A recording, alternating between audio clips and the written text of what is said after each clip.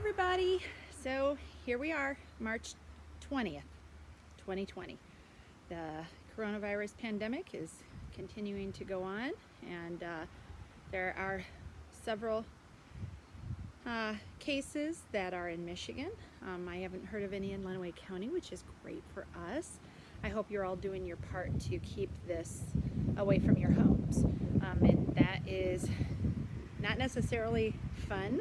So what can we do about that? Well, we can either complain, bicker, yeah, it just means argue, or we can pretty much stay positive and do our very best to just, I don't know, try to be happy during this time. So, so what have you guys been doing? This week I've stayed kind of busy, actually a lot more busy than what I would have thought. Kate and Evie came to spend time with us because Kate's husband is spending a lot of hours at his job. He does a lot of video. It's kind of getting chilly out here, so I'm going to zip that up.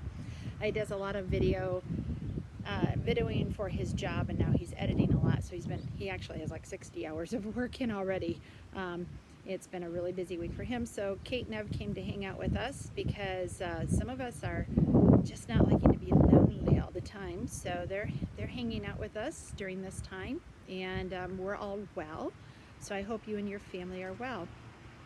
So I thought I'd challenge you with a few things. There are some great books to be reading out there that are free. A lot of libraries are putting out stuff that's great. You can even watch right now Broadway musicals, so that they are putting some out for a short time. So if you like that sort of stuff, get on there and watch some. Type in Broadway musicals, and I don't have a link for you, but you can do that. You can also get into like Scholastics and do some of their work. There's a lot of educational companies out there right now that are putting their information out free for students. So parents, if you didn't know that, get online and look. There is some great learning they can do. With Evie being here, she's in kindergarten. We've been doing work. She was so happy to do it. She had like 13 papers a couple days ago. I was kind of like, yeah, we're going to run out of stuff for you to do. So so we've kind of changed it up a little bit, and we're starting to do some home economics type of learning. So what's home economics? It's actually something we all had when we were in school, your parents and me and everybody else who's a bit older. The schools kind of took some of it out, and so let's put it back in. So what is it? You know what? You get to learn. So when you're in the, you can, instead of griping about the food all the time, there's nothing to eat in this house. All right, raise your hand if you've said that. There is plenty of food, I'm sure, for the majority of you. And if there's not, you need to let us know. We can help you. But why don't you get out and help make a meal? You can measure. You're doing math. You can also watch how the ingredients mix together and what you need. Like if I use a lot of gluten-free flour, so I have to add in baking soda or baking powder and salt. And if you don't add those in, it doesn't work well. So figure out a little bit of science there, but do measuring. Evie was helping me. In fact, we made cookies a couple days ago, and she just asked me for a cookie, and I said, Evie, we're out of cookies. She goes, well, Gigi, I want a cookie. I said, well, how about we make something? What can we make? I said, you want to make brownies? Yes, I want to make brownies. So I'm going to have her help me. She cracks the eggs open. We count the eggs. We talk about where eggs come from. We then mix it up and put everything in together, and then I show her what it should bake at, and then we put it in the pan together, and that's all really good. Do you know how to do that sort of stuff? Can you make some food? It was in middle school that my kids learned how to make macaroni and cheese, make cookies, sew. You could learn how to sew on a button. Get a needle and thread, and if you have a button off article of clothing, get it sewn on. You can, if you don't know how, message me and say, hey, I don't know how to do that. I'll walk you through a video. I'll show you how. I love to sew. I'm kind of crazy that way. But in fact, it's a little known secret. I have like 6 sewing machines. Okay. I just love them, especially the old singers. I just love them. So anyway, yeah, another thing, my husband is still teaching online because he's an online teacher, and so they can teach since they don't go to a brick and mortar. And we call our schools brick and mortar, so they are an online school, so they can keep teaching. And some of his students were talking about money, and some of them did not know how to count, and we were flabbergasted. So 7th graders not knowing how to count money. maybe you're not great at it. Well, here is your opportunity to learn how to be great. Get out some dollar bills, a bunch of pennies, a bunch of dimes, nickels, quarters, and start learning how to count.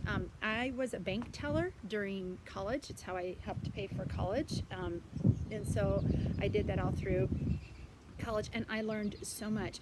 Do you know that when you are making change, say something costs 78 cents, right? And somebody gives you $1, how much change do they get back? Well, in your head you should know right away 22. But if you don't, then what you want to do is you want to count up to $1. So you would go 78 cents, and then you would add 2 pennies to get to 80. So 78, 79, 80, and then add 2 dimes, 90, and $1. So you count up to the dollar. You don't try to count down. So anyway, and then you can take that concept and you can take it up to $2, and then $5, and then $10, and then $20. So like if something is $14.37, how much change do you get back? Can you figure it out? So let's go $14.37. So 38, 39, 40. So you have to do 3 pennies, and then a dime for 50, and so that's $14.50, and then 2 quarters to get to $15. So that is 63 cents, correct? 63 cents, because did I say 37? Yeah, I had to remember what I said.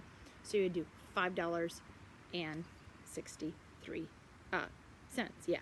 So you would have to, so you count up. So you can practice that. Practice it with mom and dad. Practice that with each other. You're learning how to make change. And believe me, it's really important, because there have been times I've gone to a store and they have shorted me. And I'll stand there and I'll go, you need to recount this. You have not given me enough. And they'll go, and I'll go, let's count it back. And then there are times they've given me too much. They've given me too much. And I'll say, you know what? You just gave me $1, too much. And they'll go, no, I didn't. Yeah, you did. Let's count this back.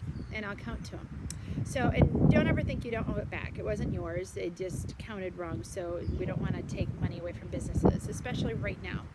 Everybody's going to be suffering for a while. So learn to count. I also want to tell you that I'm working on trying to figure out how we can maybe all get together and get in a Zoom or a Google, type of classroom type of idea, and all sing together. I think it would be so much fun. I can't do that right now, but I'm working on the capabilities of learning how to do that. I think it'd be kind of fun. I really do. I've watched some choirs who have done it, and it's working. So we've just never been pushed to this kind of idea, and actually I've thought about it before, but I've just never made it a priority because I didn't need to. So now I'm going to kind of work on that. But you can sing. I hope you've been doing some YouTubing and doing some other stuff, but be happy.